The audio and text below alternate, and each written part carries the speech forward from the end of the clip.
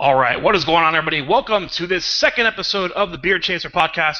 I'm your host, Preston. Have to apologize upfront for the delays, having some issues with our camera and the stream. I believe we have fixed that. We're all good now, and we are joined today by some very special guests. If you watched the last episode, then you know who these guys are. We first introduced to you one Mr. Matt Jaleski of Musquito County Brewing. Matt, how's it going? Good. How are you doing tonight, Preston? Doing better now that we're here live and streaming. So all the problems of hoping are gone. So the stress level's starting to slow down a little bit. So hopefully that's good. We also got one Mr. Burnt Brian from the Burnt Brian Show. Brian Moore, how's it going? Oh, hey man, how's it going? Doing fantastic, my friend. And again, we have Mike Peterson on time this time. Yeah. Very cool. So gentlemen, if you could, I think we're going to have some carryover fans from the last time, but for those who might not have joined us last time, just give the quick 1-minute version of, you, who you are, and what you do. Matt, let's start with you. I'm Matt. I'm with Musquito County. We're a startup brewery, still in planning. We're out in Lake County trying to get things together and just taking it one day at a time, enjoying beer as it comes. And my bona fide certified homebrew guru. I won't go that far. I made my beer too. Awesome. Brian, let's go with you.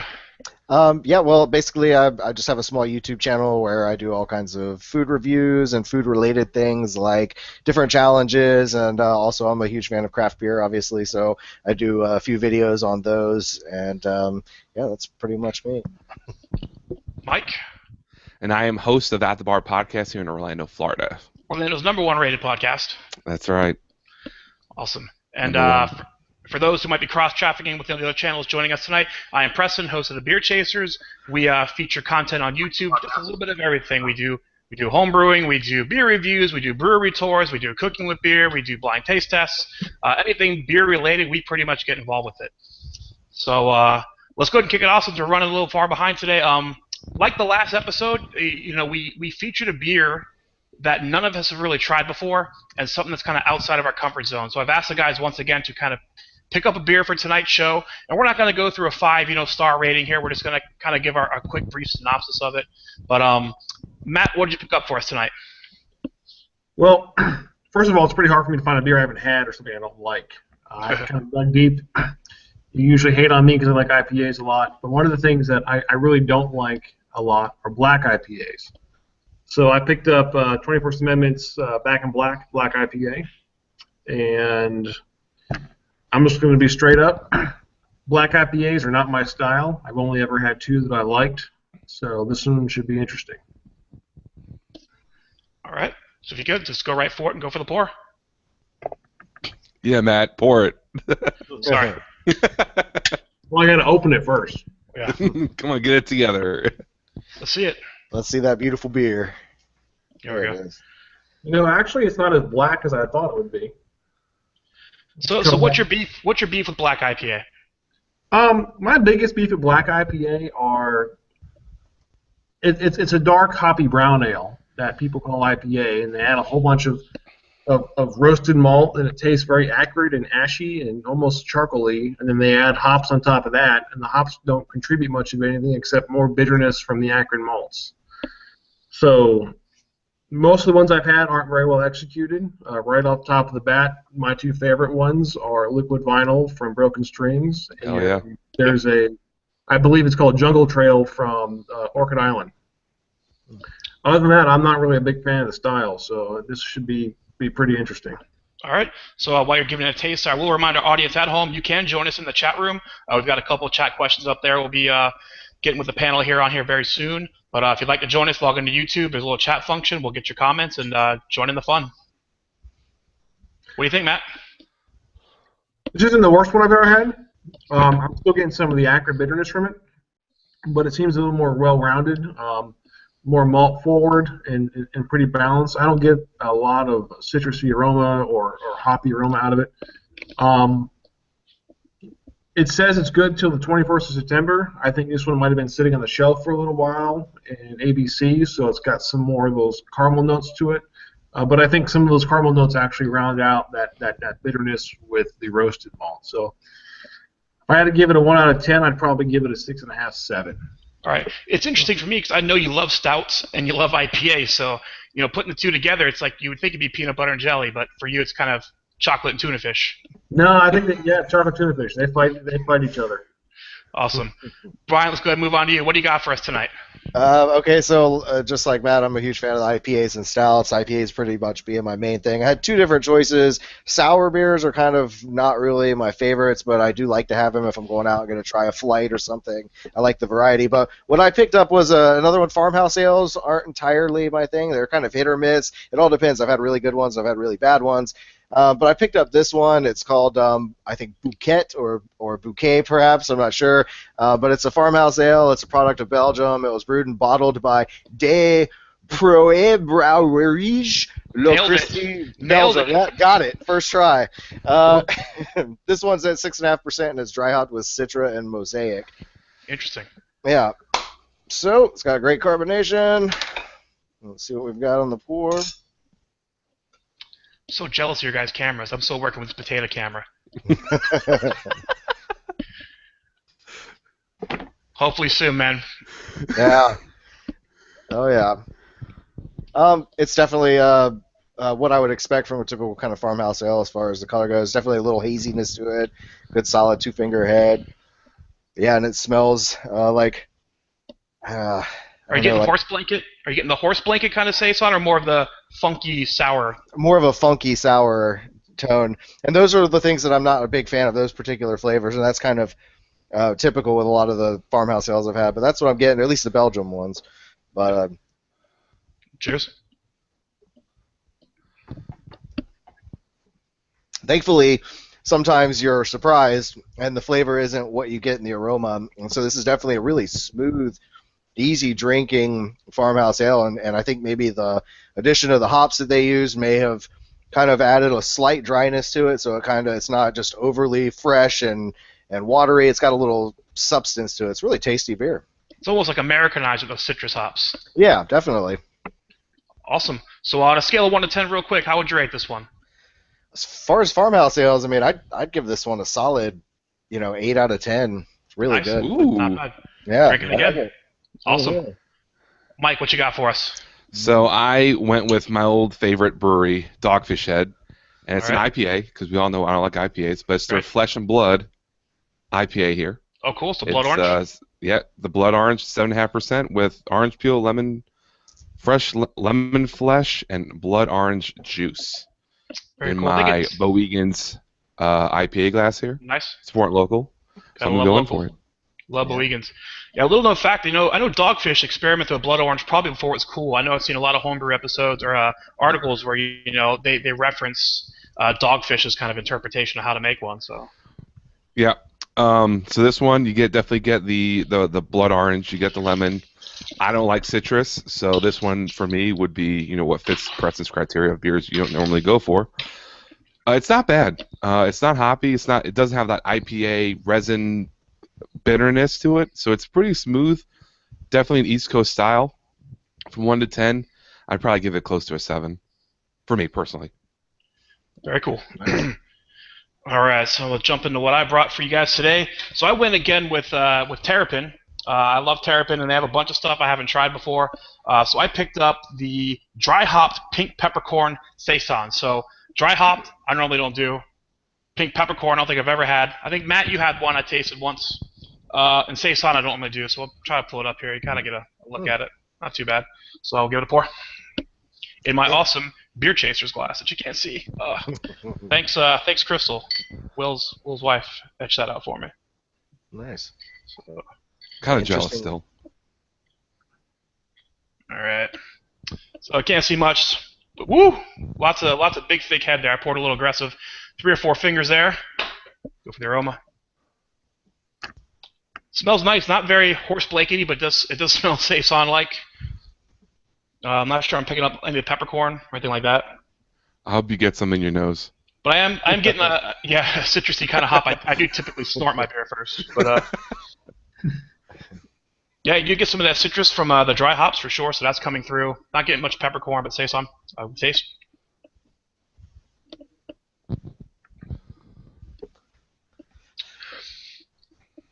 Interesting. It's very nice. It's got a nice little bit of sweetness to it, even though it's kind of light and transparent. Not getting any kind of peppercorn. I definitely get some hops, and Saison kind of wet horse blankety is kind of very mellow, which usually what turns me off from the style. But that's pretty nice. It's light, refreshing. Reminds me of kind of like I don't call it diet IPA, but it's got some of the hop bite, but it's not like super sweet. It's kind of like it's sessionable, kind of that Saison kind of sessionability. I don't know, on a scale of 1 to 10, I'd probably rate this personal preference, personal scale like a 6. It's not something I think I'd go for again, but in the interest of trying new things and going outside the box, certainly glad I've tried it. Nice. Cool. Enjoy these guys, gentlemen. Cheers. To you guys. Cheers, everybody at home enjoying their beers. If we can, let's just go right to one of our first user questions. I know we have some topics to go through tonight, but let's satisfy the audience here. I know we got my buddy James watching. James, what's going on there? What's up, James? What's up, man? First question is it true that a double IPA would help my girlfriend's beard grow thicker? No,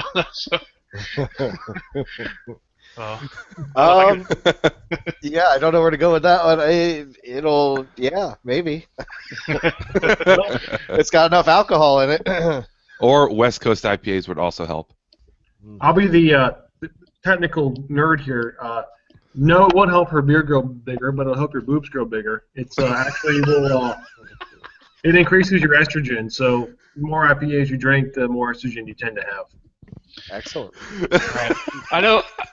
I know James had another question. It's just not up here yet. I know he's. That's so funny. He's like a hophead. Let me hit him up real quick. I can see him on the chat. On the old chat or the new chat? The new one. Okay. That's true. You want me to read them? Or? I got it. So I'm assuming this one's for Matt. I know, Matt, I was talking about this already earlier this week when James and I were talking about it at work. When is the best time to add pine sap and pine cones when making a pine bomb IPA? So James is a hophead, loves his IPAs, and he's on the quest to get that pine bomb. So I don't know if you have any advice for fellow homebrewers who are looking to make a more piney, resiny kind of beer. Piney and resiny kind of beer. Well, One of the things I'd start off with first is your hop selection. I'd make sure that the hops that you're picking for your beer definitely incorporate those pine flavors into them. And Yakima Valley and Hop Chief, they really give good descriptors, so go on their website, check out their hops, read what the descriptors are, and you'll get a good starting base. But basically what I like to do when we're making a big piney, resiny IPA is load up a lot with the bittering hops in the front. Don't go too crazy, but you want to make sure you get a good dose in there. And then really hit your beer hard with a whirlpool hop, something that's really going to bring forth that piney, resiny flavor. So personally, we like to use a lot of hop extract in the front. Keeps the vegetable matter out, gives you that real resiny flavor on your tongue. And then on the whirlpool side, when you're ending the boil, just load it up with all the hops you can find. And if you like hops, it'll work for you. Yeah, and I actually read an article today, and I can attest to the hop resin using that extract. It happened to me on my last batch. I don't brew a lot of IPAs. I've started to venture into it because some people at work like them, and I clogged up my hop spider pretty quickly, and it was difficult to get my whirlpool hop going because I had so much hop particle in there. So if you can get rid of any of that instead of using a 60-minute boil by using some of that extract, that's just another reason beyond some of the other benefits as a softer kind of hop bitterness. That's totally true. And a lot of home brewers, they tend to shun extract. They start off brewing extract malt, but extract hops are completely different than extract malt. They're not isomerized, most of the ones you get, and they work just like regular hops, except it's all resin without the vegetable matter, and you really keep all that out of your fermenter and your chiller. And the other plus side of it is I think it gives it a well-rounded bitterness. It's not a very sharp or astringent bitterness. It's just something that's really nice to drink, and you wouldn't believe the amount of flavor you can get out of that as opposed to using actual green hops. Very cool. Well, I think that answers this question. I know Simcoe and Chinook are two pretty pine-forward, hops from what I've been reading. They are. They're two the most pine-forward. Cascade can give you some pine, and so can a little bit of Amarillo. But it kind of depends on where it's grown. It's kind of like wine grapes. You get one flavor from one region, different flavor from another. So kind of understand where you're sourcing your hops from, and you can really definitely hone in that pine sap flavor. Very cool. Well, I know James got one more question here, but I do want to move on real quick to something I wanted to do while we're broadcasting today. something, since I've been broadcasting this to our craft beer enthusiasts of Florida groups, I wanted to spotlight some of the friends of the Beer Chasers who've had some events coming up since we've last chatted. So we know September 17th coming up very soon. Our friends over at Mermaid Juice are doing their 4th annual Sitting with Santa events. It's going to feature kegs of old aged Christmas beer. He's also got kegs of Wide Awake Last Snow that he's been aging. He's going to have the 2015 Sweet Potato Casserole, many more by Funky Buddha, music with Rich Lawrence from 8 to 11. Come hang out with Santa before his busy season kicks in. Get your picture taken with Santa next to some unique antiques. I'm very sad that I can't make it out there for this event this year. It's very fun, and Dano pulls no punches in bringing out some of this old. He's had 5-year-old aged skull discs and stuff like that, on tap out there for those events. Also coming up on September 17th, our good buddies over at Lager House are doing their 9th annual Oktoberfest. So it's pretty cool stuff going on. The members of the Lager House, as Lager Housers that they call them, have formed a band this year, your traditional Oktoberfest kind of band, including Franz himself is going to be in there doing a couple songs. They're going to have his world-famous Schweinhaxen out on the back grill there. And they're selling a commemorative 1-liter mass from Germany. It's going to be filled with Hofbrau Oktoberfest. And the cool thing with this liter is once you buy this liter mass, you can refill it with any draft under 7% for only $8, anytime, any day, as often as you like, until next year's Oktoberfest. I mean, how pretty badass is that? That's pretty badass. Yeah. That's awesome. All right. Coming up November 13th, Rat Brewing is having their 4th anniversary. Don't have a lot of details on that page yet, but there's going to be food trucks, live music, souvenir glassware, and, of course, beer. It's hard to believe those guys have only been open 4 years. I mean, it seems like they've been around here forever. Just everybody's known about them. They just kind of blew up immediately. Yeah, Rap's legit. So that's all I have right now, friends of the Beer Chasers. Maybe next time around we'll hook up some more contacts. We'll get some more events. Go ahead and let us know what you got going on. We'd love to spread the love. Again, that's what this is all about. The love of craft beer and helping you guys out and spread the word for this awesome community. One other local thing I did want to mention is Mike's favorite brewery, as well as one of my favorite Orlando breweries, Bowiegans, took first place in the Smash competition. Yeah! I know, Matt, you guys were out there. You guys had a beer, but I'm trying to remember what they won it with exactly. Well, it was the apple brandy something. Yeah, barley wine. They decided to brew a 12.5% barley wine and age it in brandy barrels and bring it out to a festival where it was about 110 degrees outside. For some reason, everybody loved that 12% brandy barley wine at that festival, and they killed it. And so, cheers to Bobby and Bowiegans Brewery. You guys rocked it. Yeah, we love those guys. Awesome guys. They've been very helpful to the show. Matt, I'm going to nudge you here again on the homebrew aspect. A 12% barley wine on a smash. So for those who might not know, smash is a single malt and single hop. Yeah, it's a single malt, single hop beer. So basically, you're only allowed to use one type of grain and only one hop. And in this case, the hop was specified in the competition.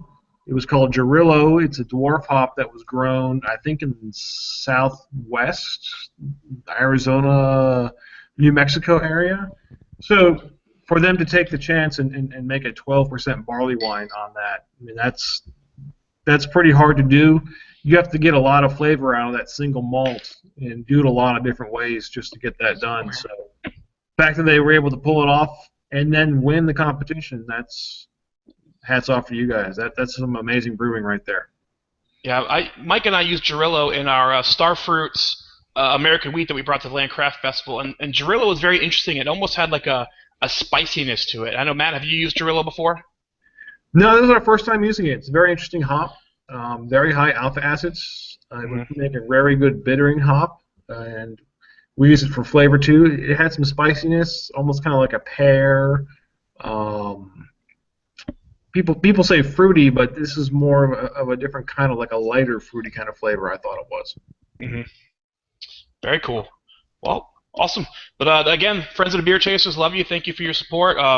If you have a chance, go out and check out all those awesome places. Mermaid Juice, Rap, Lager House, Bowiegans. Love you guys. All right, let's switch on over here. So we got some news, Florida news, or some beer news in general. I hate to beat a broken horse or broke a beaten horse. I don't know what I'm saying. But we saw in the news, Bourbon County offers more refunds on Bourbon County Stout. So this time it was the regular Bourbon County. So the last recall they had was for the special coffee one, as well as the barley one. And this time they've actually extended it now, and they've identified a couple different strands in the regular version. So, gentlemen, thoughts on this? I don't know. I'm still curious as to how this happened. I mean, what causes this infection? Yeah, I believe in this case they're either isolating something in the barrels or something in the shipping. I'm not sure if it's the same in every case, but just somewhere in that control, they get that infection. It just sucks that it's such a highly acclaimed, highly sought after beer that it's something you wait in a line for, and you go through the aging process. And there's people, I know our buddy Will hadn't even drank one until he heard about the infection. He's like, well, oh crap, I better try mine to make sure it's not infected, and his was. He got one of the ones of the regular version that was infected. So, I don't know. It's just very interesting, that they're continuing to come out with this. Thankfully, Goose Island as a good company here, whether you want to give them crap for being part of InBev now or not, they're making it right. They're giving you the refunds. They refunded mine, sent a shirt along with it. So I think they're doing the right thing. It just, it sucks to go through all that time and the patience and the, as being like a beer chaser, I can understand you get the excitement of, oh, I'm finally going to crack this open, and then you get this sour, kind of nasty beer that you weren't quite expecting. Yeah, see, that's what I was. Go ahead. Oh, I mean, I was just gonna say that's kind of like what I feel too. I mean, it's it's really nice that they're gonna refund the money and they're going out of their way to apologize about it. But it's like you say, it really sucks when you've been really looking forward to this, amazing beer that you've heard so much about, and you just can't wait to try it. You've aged it, and then now you get your money back, but you're like, well, I don't get to taste the beer. That sucks. Maybe you should have gotten like a ticket to get one of the new beers when it's brewed and released, something like that. I don't know. Yeah. Yeah. So, Mike? I mean, it to me, ever since that infection came out, I see a lot more like news of batches of beer being infected, or breweries are more open about saying this and this is infected. So it feels like with the Bourbon County, that opened a whole new door of like all these other breweries are claiming that such and such batches of whatever beer is infected. So it's like, I feel like half the craft beer news is, oh, so-and-so releases this beer and it's infected, have a recall. And I don't know, it feels like, I don't know, that or people are using it as an excuse to say the beer is not good. So, this year's Funky Buddha Blueberry Cobbler is bad, it's probably infected, even though there's probably nothing wrong with the beer at all. Yeah. Yeah, I saw some news on them, and to continue on that, I saw on Funky Buddha's threads that they were saying they delayed the fire in the hole because there might have been potential infections. But it seems like it came out on time, so I don't know if they were just trying to be cautious and soften the blow in case it was, or if it wasn't as bad as they thought it was and they're just going to serve it anyways, or I'm not quite sure from what I saw, the last two releases were they delayed. They delayed the fire in the hole and the sticky streets. Not sure why, but yeah, it was. I don't think it's bad. Just maybe, I don't know. Who knows? I don't know. You think they're getting too big, too fast? I don't know. I'm curious to see what Matt says on this. That's what I was thinking with Funky Buddha particularly. I think maybe they're going through some growing pains. They're getting very large, very fast. There are a lot of beers being promised by sales reps to lots of places, and then they got to make sure that they deliver on that beer. And then, of course, beer is a living thing, so you can say it's going to be out in 3 weeks, but if the yeast takes 4 weeks to ferment, you gotta take that into account too, plus packaging. And not only that, with a company like Funky Buddha, they have a lot of logistics going on, so they have to get all their bottles in, their labels have to be done. If the printer delayed getting the labels done, there's going to be issues with packaging. So Funky Buddha, I don't really think there's going to be any sort of infection issues with them. All the beers I've had from them have been really clean. I know the assistant brewer there. Their processes are really good, so I don't think they're really going to have any sort of infection issues unless something really goes wrong. I think it's more just logistics, growing pains, bottles, labels, beer getting done in the fermenter, getting time to move it from one fermenter to another. I'm not too worried about Funky Buddha. Back to the Bourbon County thing, I was just crunching some numbers today, and with what I know that they've released so far, I think each different variant, I could be very wrong on this, but they use something close to 3,000 whiskey barrels per variant. So that is an enormous amount of barrels. It only takes one barrel in that 3,000 to have a problem. And they're wood, they're organic, they're out in a warehouse. It really doesn't take much at all to get one barrel infected. And I think one of the things we should be talking about is that Goose Island has been doing this for, 10 years, 12 years now? Yeah. And this is the first time they've had a problem. They've probably gone through 15 or 20,000 barrels in that time. And this is the first time it's come up with an issue. I think that's an amazing record, and I don't think that should be lost or forgotten in the conversation. So yeah, I just think for them it's unfortunate timing in that this is the year that they got bought out by InBev.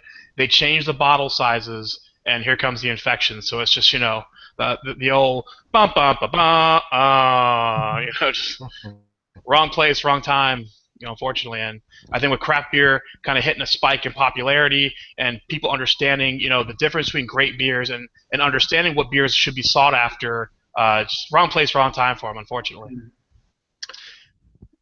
Well, go ahead. Go ahead. No, speaking yeah, of that, just one more quick time is they've been owned by InBev for a couple of years now. So this I was about to say that. Yeah. And going back to that, I think having the resources of InBev to find the problem and correct the problem are invaluable to a company like Goose Island. So this coming year, I expect them two things: either release the same amount of beer, and that beer is going to go through twice the inspections it had gone through the past to make sure everything is good, or they're going to pull back and it's going to be a smaller release of beer that they can ensure is going to be good. But that smaller release in return is going to have a more demand on it because they're going to take more of that beer out of the market and only release it to a limited number of customers. I agree with that. Yeah. So I'm gonna play off this team here. Let me see if I can share my screen with you guys and you can see this. What I meant to do on the last one. Let's see. Has anyone had this year's blueberry cobbler? I liked it better this year. I thought it was a little less trash bag vanilla-y than the last year's. I did not. Matt and Brian, have you guys had this year's blueberry cobbler? Not this year's. To me, it's really like lambic-y. Side note. a little more fruity. Can you guys see my screen here? Just curious. Yeah, we see it. All right, so playing off on the theme here, as you mentioned, Mike, we're seeing more stories from this. From October 2nd, Cigar City Brewing issues a refund for an infected Hapex Legomenon. So this is part of the Catador Club. So this is a very special secret elite club at Cigar City who gets access to a bunch of secret bottles that no one else gets to. Now, they have to pay for them, but essentially same thing. There's an apology letter. They're offering refunds to $25 to cover the price of the bottles. Credit should appear on your account by 8/15. So, it's seeming more and more common. We're seeing more of this, as Mike alluded to. Again, maybe it's, a lot of factors, anything can happen, but it just seems like everybody's competing so much right now to come up with, there's this strive to come up with new flavors, new ideas, and maybe somewhere along the line with this particular one, something just went bad along the way. Yeah, I know since my first infection, I've had another stout that was infected. I can't remember what it was. Definitely sour, definitely funky, was not right at all. So, maybe a lot of these guys rush to market or just trying to get out there and get their share in the competitive workplace. Maybe they're just not taking the right precautions, or it happens. As Matt said, it's living, breathing organisms. Stuff's going to happen. Let's move on from the sour talk. So the next thing I want to talk about is Stone Brewing. Let me share back over here.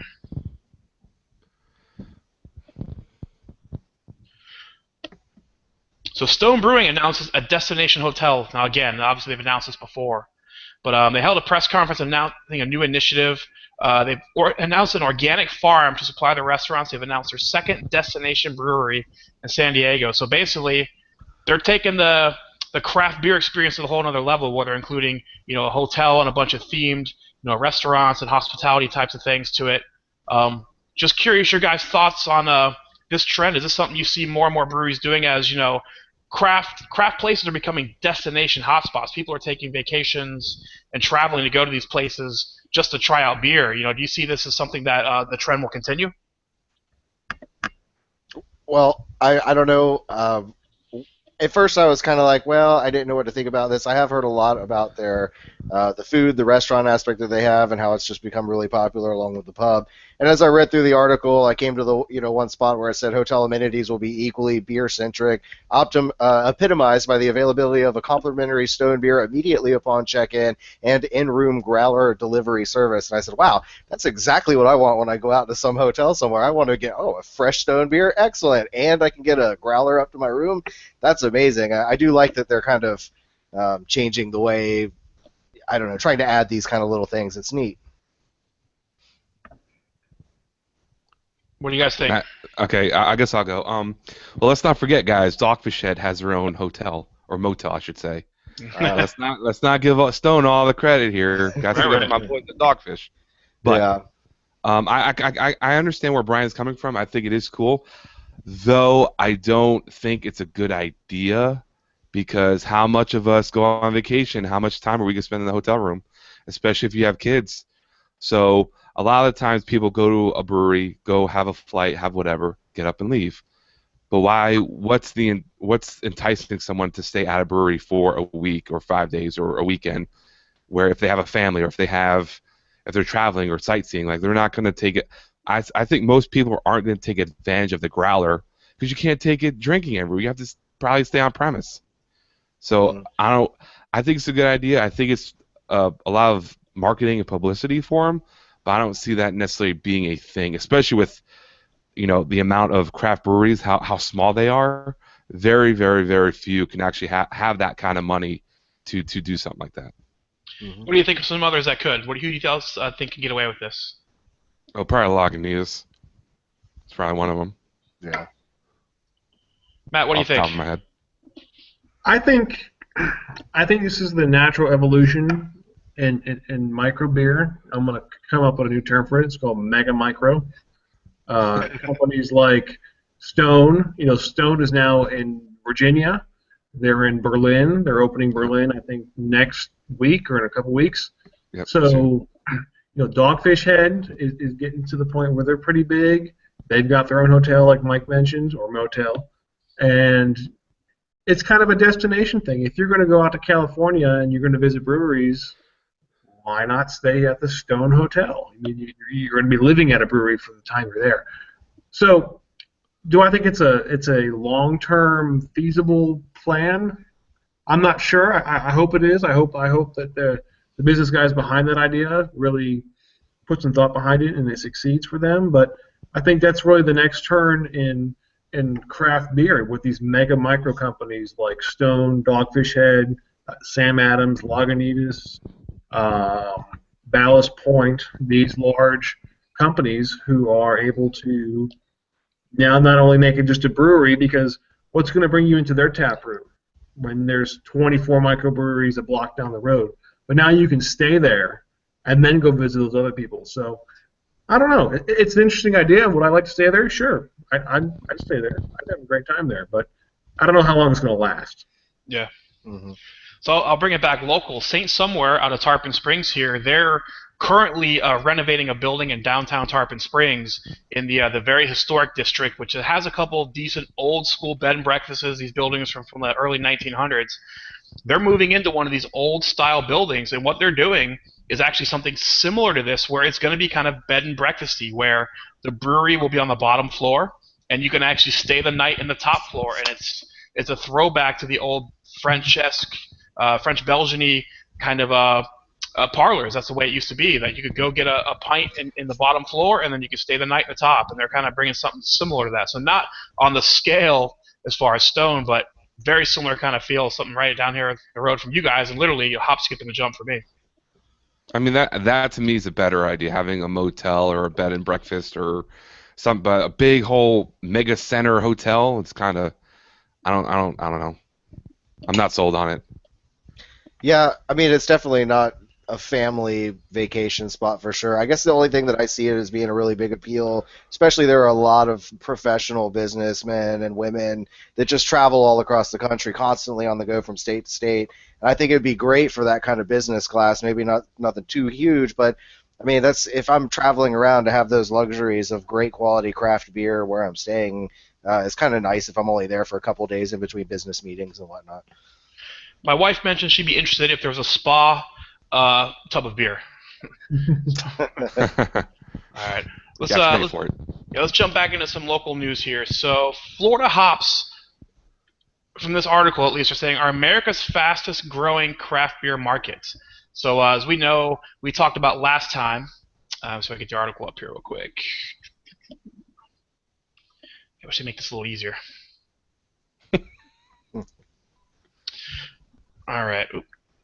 So essentially, Florida hops could fuel America's fastest growing craft beer market. So, from what I understand, the old line of thought was Florida is too hot, too humid, too sunny for too long to grow hops. But apparently, that's not the case anymore.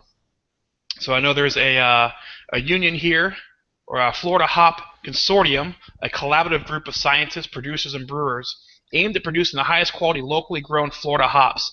And I guess the key to what they're saying here is that high-end breweries want wet hops, and Florida, in these regions down here, are able to actually produce some of these wet hops that can be used fresh, right off the vine, applicable for brew usage.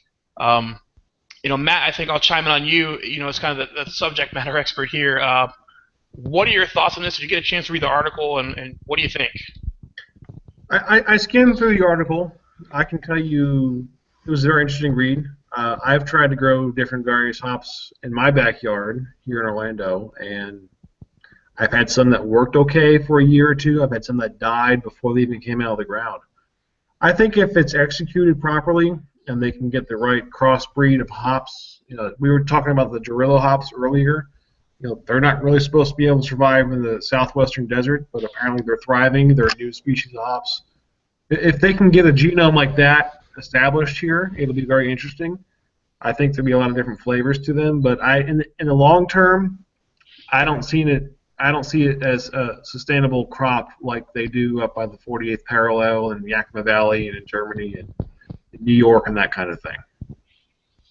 Yeah, it's interesting. It's just a local story. Like I said, everything I've ever been taught is don't even bother trying it. It's not going to work. But then you have these articles kind of telling you, hey, we're actually getting it done. So always interesting. Just to raise one more point, and Sure. This could be a different topic. Florida hops are great until you got that tropical storm hurricane off the coast. It's going to blow them all down. They don't really have those issues in Yakima Valley or New York or Germany. So, orange trees and lemon trees and lime trees are a little more hardy to our sort of weather. But I don't know. You blow a hop bush around 80 miles an hour, it's not going to last very long. Hop pellet damage. Hop cones. I mean, to go along with what Matt was saying, I think Florida in general is the fastest growing market in craft beer in terms of breweries popping up, beer, the whole shebang, right? So I think the future for Florida hops is either A, certain strands, or B, climate-controlled hops in buildings, which will increase the price of the hops, which will then, cause more, a cause and effect. So, what Matt's with the storms, electricity, more water. Right. You got people maintaining this stuff. You got, certain big old warehouses full of hops, and I think that's going to raise the cost because there's more to maintain. Mm-hmm. And hops are already unaffordable for some small breweries if they want to get Citra or some of the bigger ones. So I think it's cool that it's a thing, but I don't think it's going to last very long. We just don't have the climate for it, but we'll see. Very cool. All right, I want to move on to the next topic of conversation, not necessarily a news article here, but gentlemen, the time has arrived. Pumpkin beers are finally here. We've all been waiting for it. Yeah, right? Yeah. What do you guys think? I mean, as beer enthusiasts and connoisseurs, I know we understand and see that the market is just getting flooded with pumpkin beers, and not only flooded with them, but sooner and sooner and earlier every year. I mean, it's worse than the Christmas creep, in the department stores, I think. Yeah. So I know, again, within our nerd culture here, I think we kind of get it, but I think from the casual consumer, it's niche enough where they say, "Ooh, look, a pumpkin beer." I like Budweiser, but I might try pumpkin beer at pumpkin time because I enjoy a pumpkin spice latte. So I don't know if they're necessarily aiming for us, but just overall, what are your guys' thoughts on pumpkin beers? Brian, go ahead. It's just kind of a real trendy thing. It's the same, I've got a lot of friends that talk about their pumpkin spice lattes are coming back, and it's like I've never been a fan of a lot of those flavors. Pumpkin pie is obviously one of my favorites around Thanksgiving and this time of year, but in a beer, it's just nutmeg, allspice. It's the same typical flavors that you get in just about every single beer, all of them. I honestly, I'm not a fan at all of the pumpkin ones. I don't hate them. The only one I really tend to like is that Shandy from the Traveler Beer Company. It's kind of decent, but. So the summer, so shandies are typically summer, no? So we're talking a summer shandy, pumpkin shandy. Yeah, it's their Jack-o'-lantern or Jacko something. Yeah, I know what you're talking about. Yeah. Yeah, it's okay, but I'm not a fan. The wife says pumpkin everything. No. Mike, what you got? I feel okay. This is a very long explanation. Do I like pumpkin beers? Yes and no. There's some I like, some I don't like. Is it overplayed? Yes. Does it come out earlier and earlier every year? Yes. Does it still remain on the shelf in the next year? Absolutely, it does. But yeah.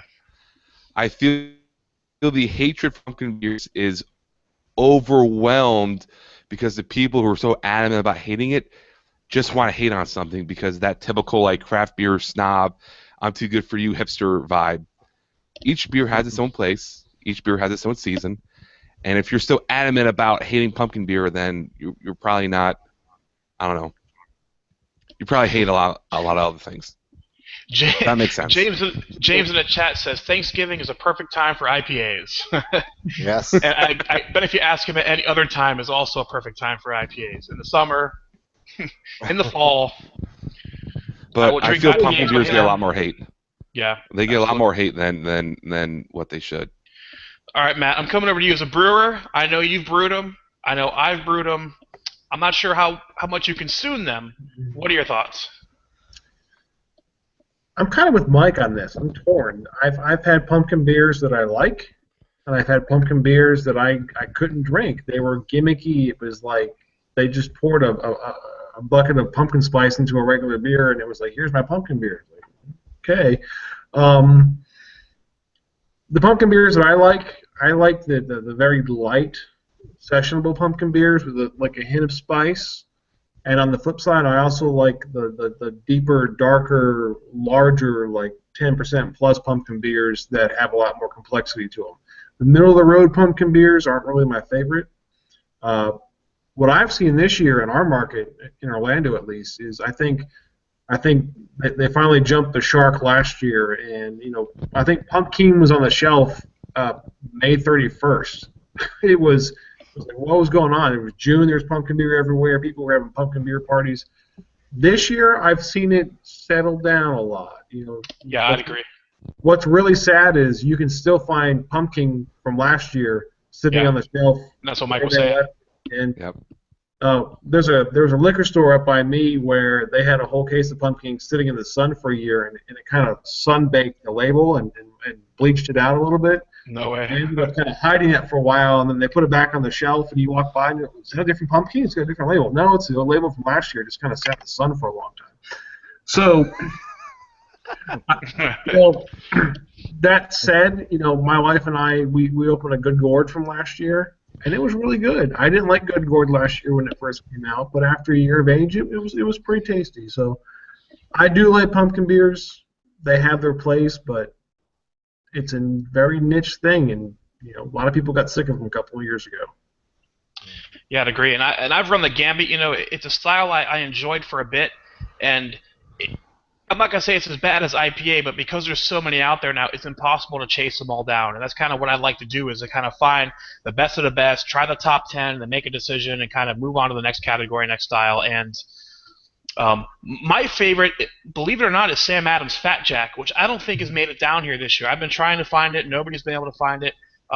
I don't know if they've either renamed it or it's just not in the system for all the people I'm hooked up with in this beer scene. Nobody can find it, at least in the Tampa area. So my Orlando buddies up there, if you find it, let me know.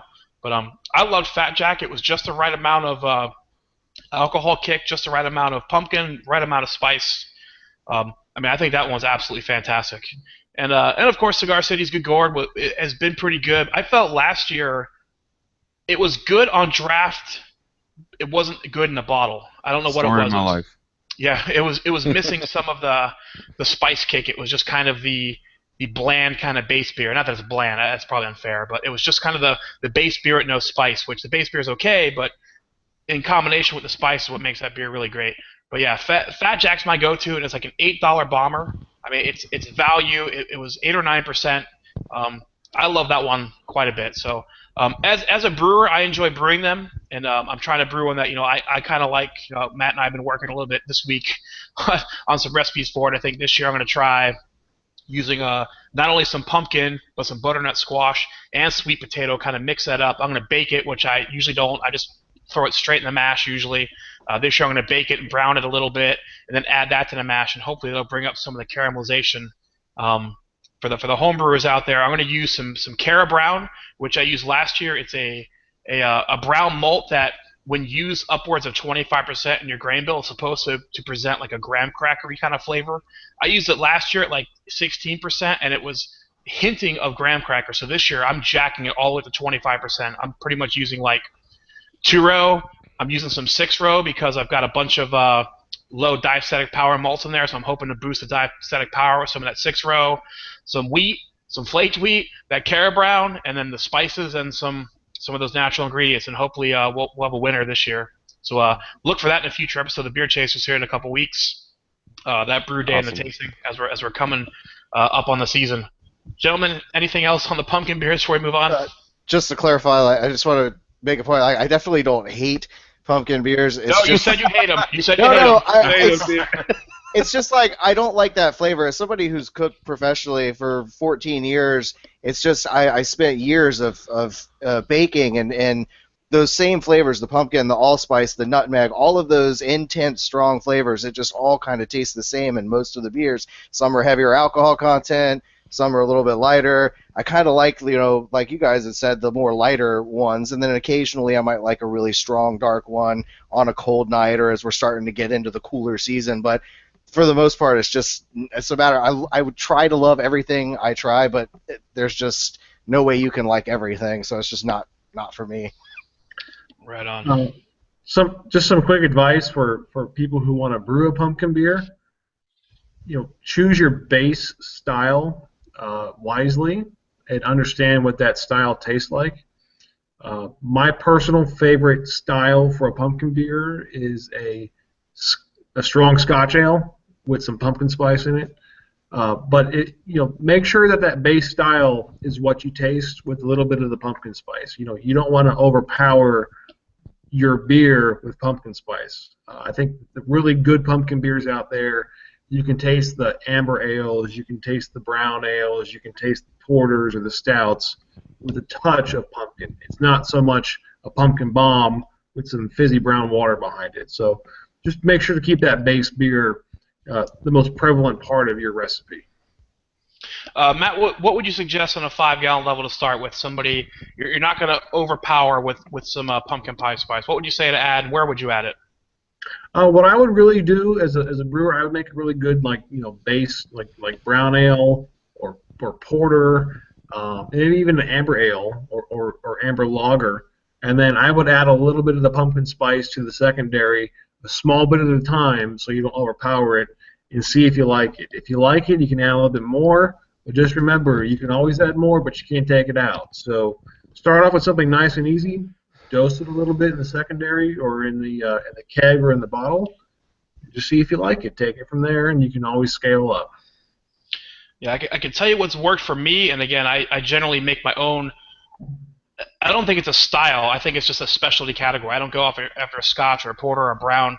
Again, I just use some base 2 and 6-row, so a little bit of brown malt, a little bit of this. I've tried Special B. What's always worked for me at a 5-gallon is like 1.5 tablespoons in the boil, and then 1 tablespoon in secondary. And I think there you're getting a little bit of both worlds, because when you cook it, you're kind of getting the flavor, but when you add it to secondary, you get a little more of the aroma. So I think that's what's worked for me. Again, for my styles, but like Matt said, if you're using, a light, Helles lager, those spices might be a little too much versus, Right. some of our heavier. I'm going a little more towards the brown and darker scale. Right. So I'm going to stay on homebrewing here for a second. Let me share my screen again with you all here. So have any of you guys heard or seen of this physics system here? Can you guys see my screen? Yep. I watched the video you sent, and I've seen it at Brookstone. How about the other guys? I believe I've seen it, but I'm not too familiar with it. So essentially what this is, if you can see my mouse scrollings here, is you basically place the bottle inside this device. There's a tube in here, and it'll pour the beer for you as it's coming out of a tap. But what will happen is during the pour is it will blast it with vibration. So much vibration that it causes millions of tiny little bubbles to form as you pour. So it's almost like creating nitro-ish kind of head without having a nitro beer. I don't know if we can, what the price is in this. I can't remember exactly. I believe it's $169. Yeah, so $170. This is going to sit on your countertop next to your Keurig. I guess the question I have is, we're just doing a high level of what this thing really is, but is there a market for this? I mean, there's some craft beer nerds out there, right? I think certifiably we're all in that category of a craft beer nerd, and we're going to go after some next hot things in the beer market, but would any of you guys buy something like this? Negative. Yeah, it's a no for me. It's like I say, I'm cooking all my life. Again, you look for things that have multiple purposes. This just doesn't really sound all that interesting to me, and wouldn't get much use. What do you think, Matt? I'm trying to be nice and hold my tongue.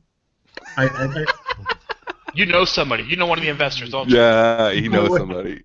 This reminds me of the late night QVC infomercials where that piece of salmon stuck to the pan and the lady flips it out and it goes to the window and next thing you know there's like nuclear carnage because it like hit the car. If you really want to save yourself $169, learn how to pour a freaking beer. It's not that hard. Would it be nice if I had a device on my countertop that I snapped my finger and a beer appeared over there? Yeah, it would be. But honestly, after $169, how much time are you going to waste opening a beer, lifting this thing up, putting the hose in there, closing the thing down, putting your glass in there, hitting the button?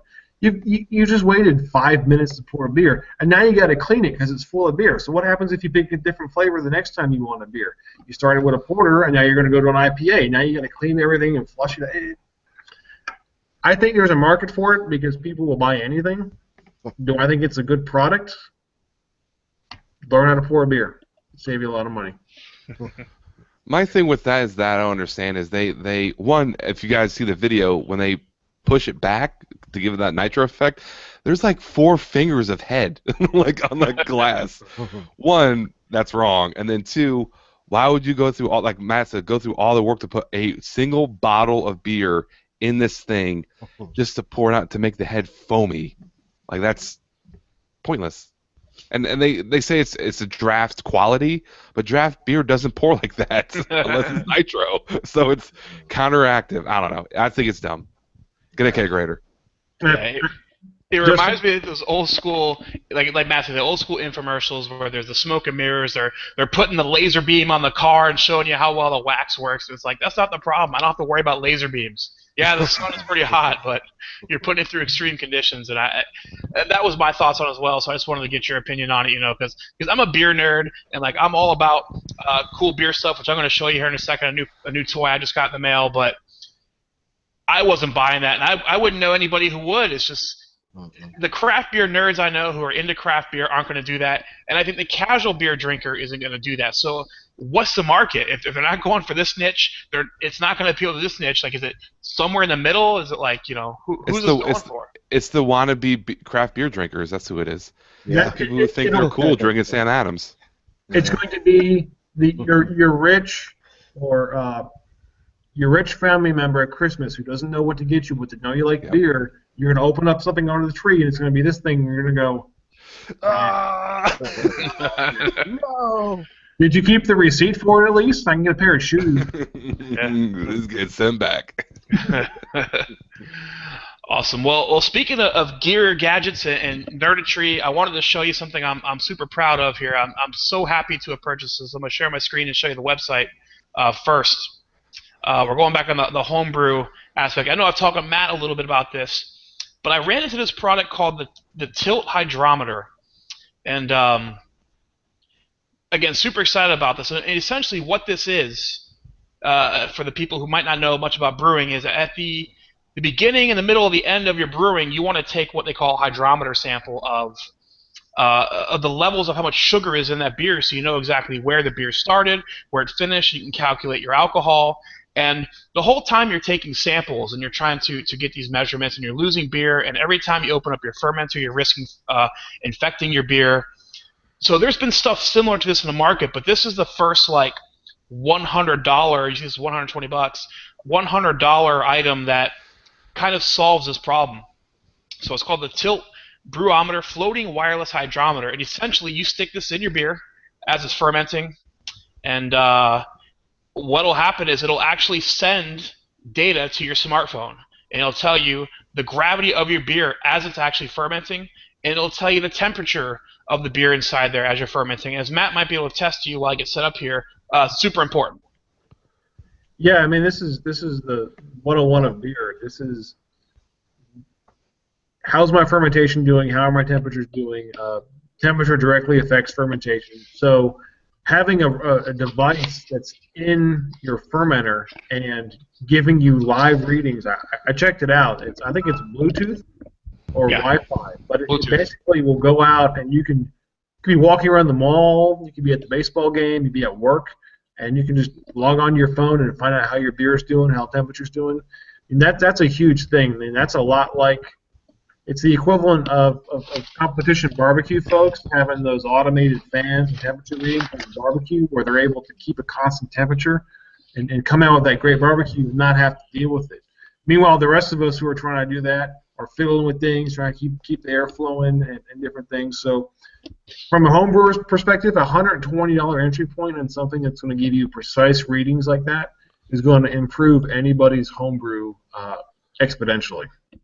Yeah, for me, really, the main point for me is the temperature. You know, I have a probe in there, as most guys do. I have a chest freezer that's used kind of as a refrigerator. There's a temperature probe in there, and I set it for 72 degrees, or 62 degrees, I should say.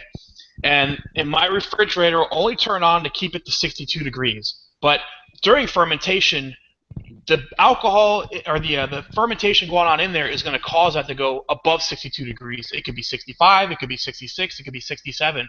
And when you're brewing recipes like a Hefeweizen, where you're really trying to control that temperature to get whether you want clove or banana, for instance, or a Belgian, you know, where you want to start at a certain temperature and ramp up slowly, it's really important to know the accurate temperature.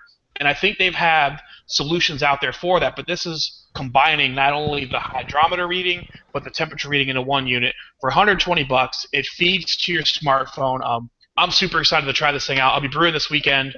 We're going to film kind of an unboxing of this. You can just unbox it here. It's not sealed or anything, but we're going to show a review of this and see how it works. But I mean, if this does what it says it's going to do, that's going to save me a bunch of headache, because a lot of times I just ferment for 3 weeks straight across.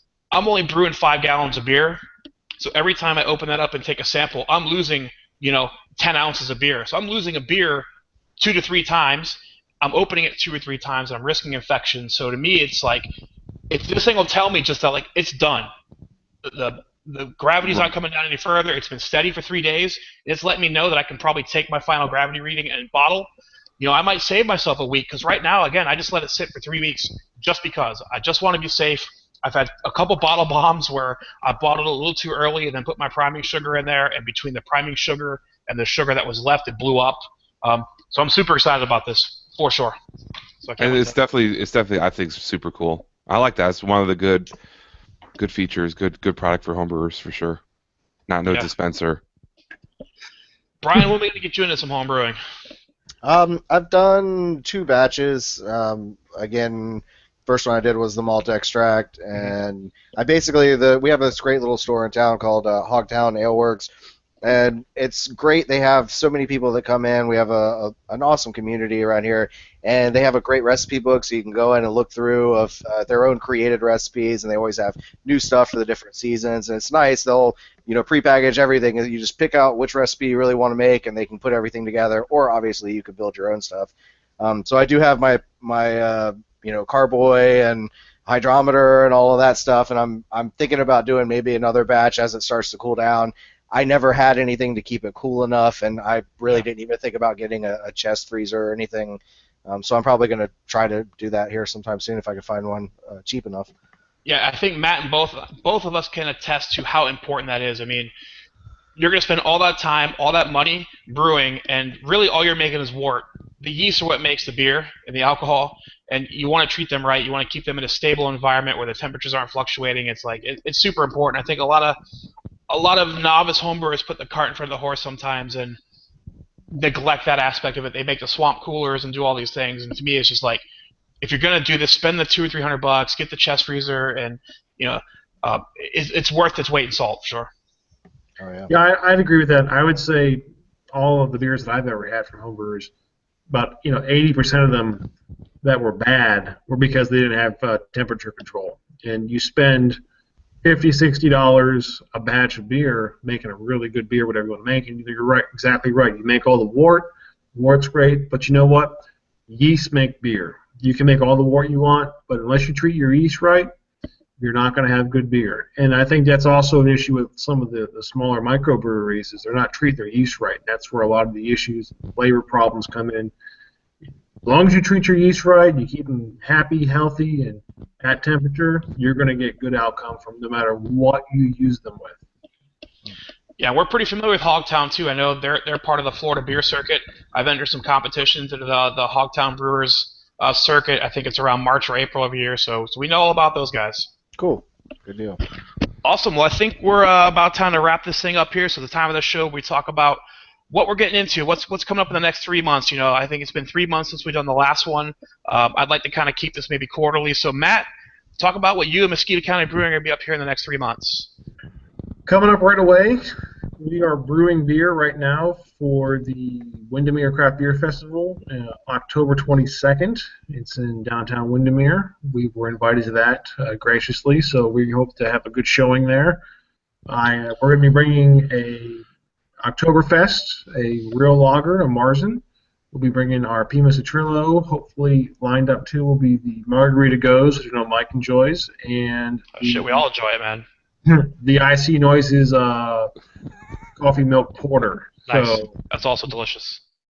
hopefully we'll be having all those there. Maybe a couple others. There's rumors a friend of ours will join us. He makes a pretty killer coconut stout. So we'll see. Brandon? Yeah, Brandon's going to be there. So. And that is an amazing beer. I've had it a couple times. Everything Brandon makes is pretty well gold as well. So. Way to call him out, Preston. I didn't say the last name. Play it, Brandon. So that's what we're doing right away. Long term, pretty soon. It's already the end of the year. Once we get through October, it's going to be November, December. We're going to be gearing up for DeLand Craft Beer Festival in DeLand in February.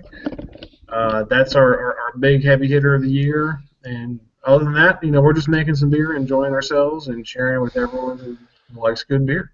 I'll put you on the spot. Any progress on the brewery, on your funding? We need you out here, is what I'm saying. We need to get you into a building. We need to see this in distribution because we love your beers. Yeah, we are making progress. We're just in negotiations with the investors, making sure that everything is lining up correctly.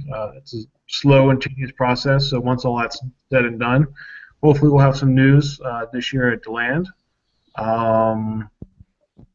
It's not an easy thing to open a brewery. You think it would be that 4,000 people have done it, but it's really not an easy thing. There's a lot of moving parts and costs a lot of money. So you got to have all the right backers with you and all the right support. Brian, how about yourself? What you getting into in the next couple months? Honestly, I've been taking a little break from doing a lot of stuff. My birthday was just last week, and I've been kind of stepping away from making videos for a little while. I just started college again, so I'm trying to, after several years, get into the routine of studying and having to do all that fun stuff. And on top of that, with my work, it's just been really crazy busy. So some downtime while I re-strategize and try to come up with some more better ideas for my channel. I think there's going to be some recipe ideas, since again with the whole cooking thing, I'm trying to haven't really done a whole lot of that on my channel, but it seems to be something that a lot of people have enjoyed, the few cooking videos, recipes I put up. So I might try to focus on that a little. And the beer is going to kind of settle down after tonight. I'm starting kind of a little diet to kind of lose weight, get back in shape. So hopefully cut out a lot of crappy food and kind of just focus on me for a couple months and come back at it strong and re-energized. Get rid of the delicious empty calories. Yeah, I checked out your chicken parmesan recipe. I definitely want to make that at some point. And I'd love to see more of those videos. I think you do a great job at it, and the way you explain it and the way you highlight the food, I think you do a really great job. I'd love to see more of those. Cool, appreciate it. Thank you. Yeah. Mike, I know we dropped your episode of what's coming up with you, so you got the floor, man. What's going on with At the Bar podcast? Oh my God, where do I start? Well, we are expanding. I know you guys are aware of that, but people listening, we are expanding, which means that Jeff has just moved to Jupiter. He's running a restaurant down there in Stewart called the Black Marlin, so that is the new home of the show. So I'll give a quick shout out to Jeff and Black Marlin. Hollywood, yep. We started a Patreon page to where it's a subscription service, so we are doing more content. We're essentially reorganizing the show, right? So we're going to have extra content for people who pay a certain tier every month, get added features. So that is starting at $5 a month. You're going to get essentially at least 5 shows a month of garbage truck on fire kind of deal. And then we're working with tiers. We're working with talking to local breweries about offering bi-monthly gift bags to people who sign up at a certain tier, and we're actually getting a third host, getting some help. We've decided on who it is, but we don't want to name him yet, but you guys might know who he is. Okay.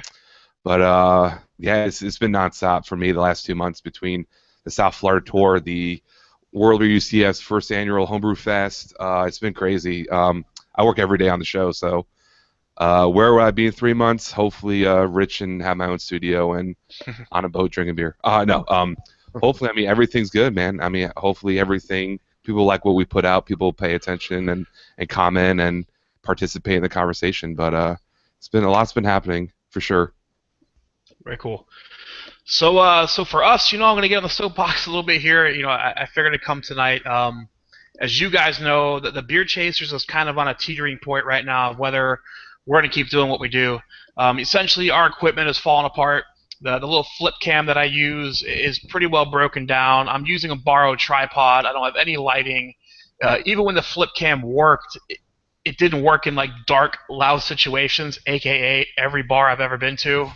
So it's kind of this crossroad of I enjoy what I do, but I'm at the point where I'm not really accepting of the quality that I'm putting out anymore. It's kind of gotten to the point where I'm at the crossroad of, do I continue this as a hobby, or do I try to continue to do this as as professional as I can and put out the best product I can for the fans that we have? And as you guys know, we do have an Indiegogo campaign set up, so I beg you to go find us on there. It's the Beer Chasers Equipment Upgrade on Indiegogo. We're getting pretty close. We asked for $1,200 or $1,500. I know that was a super stretch goal. I was hoping for somewhere around the $600 or $700 mark, and I think we're pretty close. I think we're up to like $500 or $525 today. Awesome. So awesome. I think it's enough to get equipment that will allow us to light up the scene a little bit and to use some lavalier mics. Not ideal. Everything will still be wired, and it'll still be kind of ghetto together. It won't be super professional equipment, but it'll at least get me the appearance and the look that I'm going for. It's kind of embarrassing sometimes. You walk into these breweries like, hey, we're the Beer Chasers, and they've seen our show, and then I'm setting up this little flip cam on this jinky little tripod, and there's no mics and no lighting or anything, So I just want to put our show out in the best light possible, and I want to have the best opportunities possible, and I think to do that, we have to take that next step to upgrade the equipment. And unfortunately, this is a payless job. I've never accepted any money or any donations from anybody who's ever been featured on the show. I mean, as Mike will tell you, doing this, you're lucky to get a free flight. Sometimes you're paying for the flight that you're reviewing. Yep. I went all the way 60 episodes and have never been comped anything. So I'm not doing this for the love of money. I'm doing this for the love of the beer. I'm doing it for the love of the community, the love just everything beer related. This is a great community, great people, and I just want to make sure we're giving a good product out there. So that's my soapbox spiel tonight. If you can, go find us on the Indiegogo. Kick us a couple bucks. Be $5, $10. We're pretty close. We're pretty close to getting enough money to get some pretty decent equipment. We can start putting out some better content, and it'll re-motivate and recharge me to kind of go out there and seek some of these bigger things. What I'd like to do in the future, I have some big interviews planned. I want to try to reach out to the Jamil Zanishevs of the world and the John Palmers and the Wayne Wombles and some of these breweries. I'd love to get in here and start filming and interviewing some of these big beer celebrities. But as you can see, my potato camera here, and it's just not the ideal setup to be putting out a professional product like that. So we're pretty close.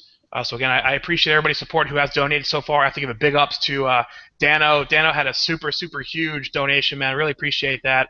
One of our fans, Susan, won't mention the last name, donated a good bit of money. Super Beer Chaser and At the Bar podcast fan Adam, kicked in a bunch of money. Matt as well. Matt, thank you very much. Kicked in some cash. Mike as well. Mike, you kicked in some cash, I know. Other than that, it's been family and friends, so I'm hoping to we can reach out to the fans and some of the people we've supported who can kind of maybe throw us a bone here at the end. And like I said, big things are coming. We're going to feature a lot more homebrewing. I got a lot of homebrewing stuff coming up. I've got like 10 stout episodes filmed. I was supposed to do the summer of stouts because you're not supposed to drink stouts in the summer, so why the fuck not drink stouts in the summer? Absolutely. Yeah, I've got like 10 in the can that I've filmed, just haven't got to yet, as we do. So lots of big stuff coming. I've been rapid firing. I'm like once a week I've been putting episodes out, killing myself trying to get through this content. So, in a nutshell, that's where we're at. So, gentlemen, in closing, any final thoughts for the Beer Chaser audience, the At the Bar podcast audience, the Burnt Brian audience, and the Musquito County Brewing audience? Support Due South, right here. They're getting sued. Support Due South. What's going on? What are they getting sued for? Oh. They're category 3, 4, and 5. Big Storm suing them. You gotta be kidding me. No kidding. Yeah, so Team Due South right here. Yeah, I'd be Team Due South too, even though Big Storm's here local, but yeah. But yeah, Brian, that's all I gotta say. What you got for us? Closing thoughts. Not a whole lot. Again, just stick around with me. I've got a lot of good stuff coming out here shortly. I just have to take a little time, just like you. I've kind of been looking at things and all the time and effort. I mean, I work obviously my normal 40-hour shift. Now I'm doing school, which is another 8 to 10 hours per class of studying on top of the work, and then I spend all my free time trying to plan, edit, film, and make videos, and it's just so much, so it's just kind of time to step back and relax, but I'm not going to be gone forever. I'm definitely going to be coming back strong, and you and I should talk sometime, Preston, about some things that you might need. I do work at a pawn shop, and I get a lot of really interesting things in at good deals, and I'd be happy to kind of help you out too with a few things that you might need that might spruce things up a little bit for you. So. Ooh. Awesome, man. Well, I appreciate that. Yeah. I've got 2 weeks left in the campaign, so we're gonna keep pushing, we're gonna keep pimping, we're gonna keep bagging and seeing what we can get up to, and I'm gonna collect a pile of money and give Indiegogo and PayPal their 15%, and then see what we're left with and kind of strategically calculate. Yeah, they rape you, man. They get their piece of it. So. We'll see what we're left with. Again, there's ideally what I wanted would have been $1,500, but I'm sure I can make something happen with the $500 or $600 that we've raised so far. To where it'll be nice. It'll definitely be an upgrade for the show for sure. Good deal. Matt, what you got? There's the Merm shirt, and we have Dano in the chat room. Dano, what is going on? Thank you very much, brother. I hope you're still listening. Thank you. Well, I just got to get a couple things out of the way. One, I want to thank you, Preston, for having us on again. And, with kind of back to what you said about your campaign, it's not easy. It's a lot of time. We appreciate the time that you spend, and Mike as well, and Brian as well with his podcast and YouTube channel. It's a lot of time. It's a lot of personal time. And, just you keep trying hard, and you hope it makes a spark, and you guys really have. So it's time for everyone who enjoys your content to kind of show you a little bit of love and throw in a little bit. Mike, thank you for doing the At the Bar podcast Homebrew Festival over at the World of Beer. That was an amazing time. Hopefully you guys do it again. Anybody who missed it, it was a great time. Temperatures were just perfect. It was like 68 degrees outside, and everyone enjoyed themselves. Plus 50. But But really, it was a good time. A lot of people came together. We had a good time with some friends we saw out there, and it was just an amazing time. Brian, I've been catching up on some of your episodes. They're amazing. Appreciate it. If you guys are watching, you're not following Brian. He's a great chef. He's got some amazing episodes and recipes. So give him a follow. And of course, Preston, the Beer Chasers. Last but not least, come check us out, Musquito County, and our home bar is Mermaid Juice here in Mount Dora. Those guys are awesome. Dano's awesome. They just redesigned the place, so definitely step in and check out the new bar, the new setup. It's very open, lots of seating, so give them a shout out. And one last thing, if I'm plugging stuff, as Mike used to have, plug it anywhere. I'm gonna plug it anywhere. Yeah. I'm just gonna keep up with that. We've got some good friends, Mike and David, and they're starting a brewing called Toll Road Brewing. So check them out. Facebook, search Toll Road Brewing. There's some good guys making some good beer down in Ocoee. Look for them. They're up and coming, and they're gonna take Orlando by storm. So give them a good shout out. I hope so. Very cool. Final thoughts for me is, again, thank you guys. It's been a blast again. I love the fact that we got 4 of us together, craft beer enthusiasts from Florida, able to share ideas, talk about the news, talk about beer, talk about home brewing. It's really fun, really great. I love this format. It's definitely different than doing a very scheduled beer chasers, whether it's a very strict beer review or whether it's a home brewing thing or whether it's at a brewery. It's nice to kind of be a little more loose, to kind of just go off the cusp a little bit, be in the hot seat, knowing people watching it out there live. It kind of puts a little bit of extra stress on you. And even though I was pulling my hair out, almost cursing at my wife at 9:30, it's all pulled together, So we're live, we're streaming, everything's great. So just thank you guys. Thank you everybody out there for your support again. Everything we do, whether it's my show, At the Bar Podcast, Bert Bryan Show, Matt, Musquito County Brewing, all great folks, all guys I love very much. Glad to call you my brothers, and thank you guys for your support, for your help. Always appreciate it. Guys, got anything else? Nope. I'm all set.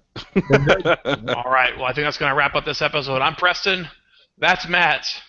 That's Brian. That's Mike. I got all their names right. Hooray. This was Cheers. Beer Chasers Podcast number 2, and we will see you next time. See you.